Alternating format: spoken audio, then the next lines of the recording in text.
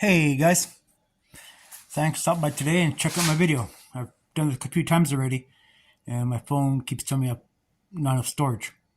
So anyways, here is my little machine shop where we got set up for doing RC stuff and other variation, other stuff we need to do. And I've been contracted to do a couple other jobs and we'll cross those at a later date. Yep, this is part of my office and my little machine shop, as you guys know. And yeah, so.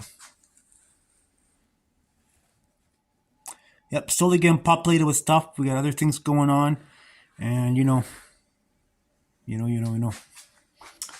So, anyways, start off here is my little lathe. We got one identical to this one in my automotive shop or my garage.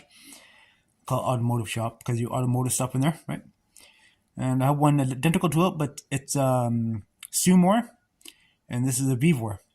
The Sumor one actually has, I think, a little more heavy duty, but this one had better options and was a good deal, so I bought it. And I actually have a smaller lathe than this, a real small one, in my hobby room, which is over there, inside there. And it's a real tiny one, just for doing model stuff. So, can never have too many lathes, eh? So, but this is a good deal, and it actually has a 1-inch chuck in there, so you can stick some 1-inch material in there. So we're doing some other projects and we'll be showing those in a few minutes. So here's my bench populated with many different tools we need and bits and such in the back, and we'll go through those at a later time. So we've got extra storage, yeah, cardboard, boxes. So if you get stuff from Amazon, you can just make little boxes, little storage place to put stuff. There's nothing in here right now, but little storage boxes to put stuff as we need.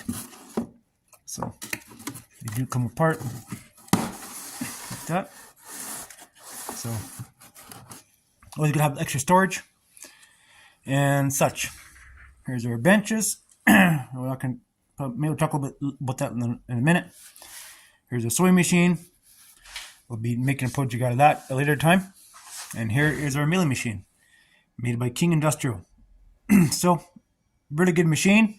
I've been looking for the right machine. I was thinking about getting a Proxxon milling machine, but I couldn't do what I wanted to do with it.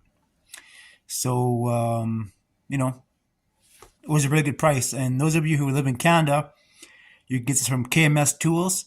Sometimes Princess Auto does have these on sale, but they're very far in between. But I got this for just a little bit under $1,000, a little bit over $1,000. Then you have to include shipping and taxes and that kind of crap. Pretty good deal. Just keep your eye out. And I have operated ones bigger than this one over the years, and small one, it's kind of new, something new, right? So I'm gonna learn how to use it again. It's all mechanical, which I like. I hate electronic bullshit because it breaks down and whatever. For what I'm doing, mechanical works fine. And this one, like the head goes back and forth like this and does all sorts of different movements, which is fine. But the only problem I have is that the table is a bit kind of narrow. But just in the future, I want to get a wider table, better for doing different things, but it works. This is a heavy bugger. I kind of struggle putting this thing on top of the bench. It's like 150, 200 pounds or whatever the hell it is. It's heavy bugger. So we got different tools here, collets for doing many different projects you want to do, and other tools and Dremel. So we got other stuff down here, other tools and stuff, just regular stuff. Another project we're going to need for this table here pretty soon. Another chuck, because my other lathe upgraded to a bigger chuck. This is like, 3/4, no, actually I think it's like 1/2 inch inside diameter. And this one here, the Vivor, is actually 1-inch inside bore on the chuck, which is really good. So there's other parts and pieces in here. We'll get to those at a later date. And yes, I'm a repurposer. Yeah, so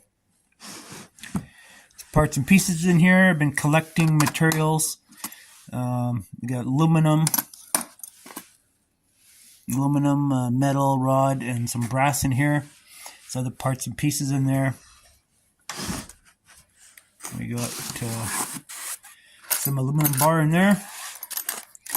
I mean, I've been buying a lot of my stuff here from Amazon because it's cheaper to buy from Amazon than it is to buy from your local machine shop, because for what we're doing hobby stuff, you don't have to be buying like big lengths of it. You may or may not use it, right? So we have some other stuff coming. We're still waiting for more materials to come from Amazon to do other things. But I really like this small stuff, and this is so useful. I mean, this is what is this? Copper? No, brass. Yeah, brass. Yeah. So I've got some other pieces of brass we want to upgrade on the RC. Some other stuff.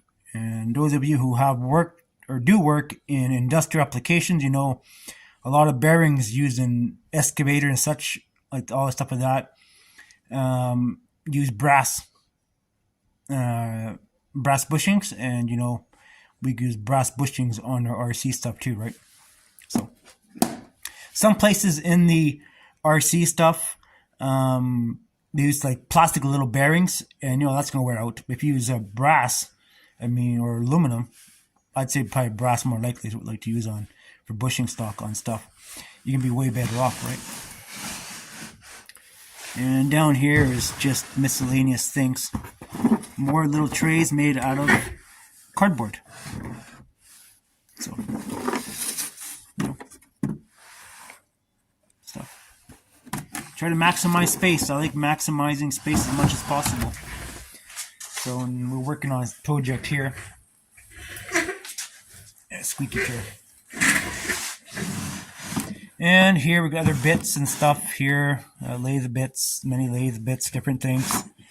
I'll be working on this here next for our Dremel. So I could actually, for the price of this thing, I could have made it, but I didn't want to fart around. This is actually by Proxon for Dremel, but we need to modify it so we can use our Dremel on the lathe. And here is another cullet.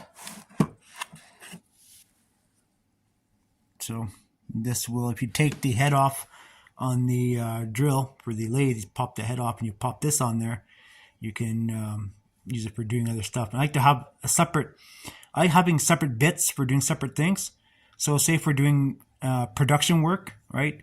Have a cut like this, just plunk it, have it with a special bit in there, right? And you can just change it out. And of course, this has like the regular drill chuck, which I really love.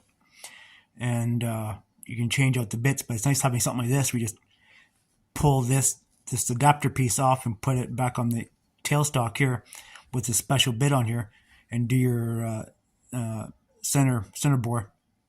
So that works. And here too, we have more stuff under here.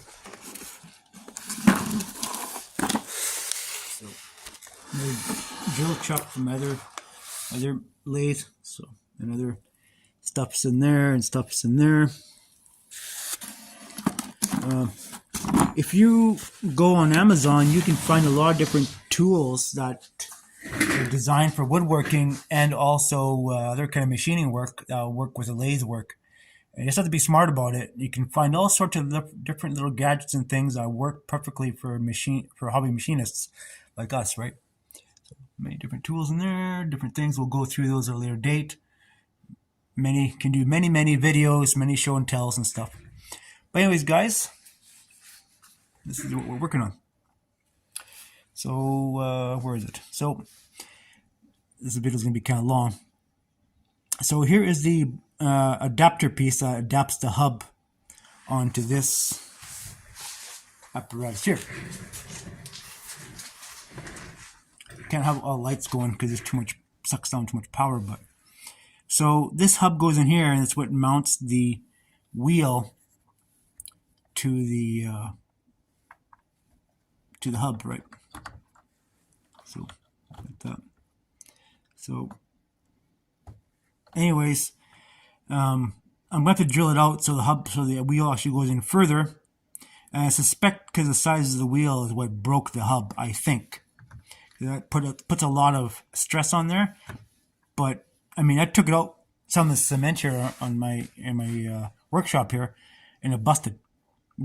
Just busted. Like, I was like, what the hell's going on? And then what happened is it cracked. So you see the crack in there. Just a really poor design. So we're making these new. So, and at a later date, I want to modify some stuff on here, but you'll see when we get there. So I got some 3/4 inch aluminum and 3/4 inch rod, and we bored it that size there. And now we need to rig up, or either rig it up on the milling machine, but we're still waiting for parts and pieces so we can do specific machining, but we're going to have to do it on here for now. And get to make these holes in there.